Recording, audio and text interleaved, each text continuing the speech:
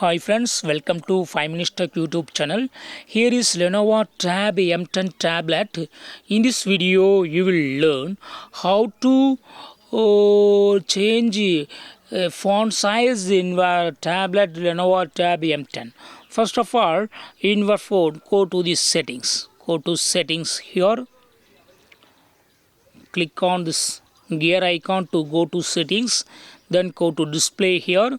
Then you will find a font size option here. Just click on it, and by default font size is set to this point. Okay, if you want to increase font size, what you have to do is just move to the right side. This is a larger font.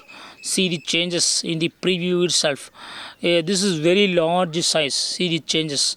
Okay, suppose if you want to minimize the font size, what you have to do is you have to move the point to the left side. Okay, this is very small size.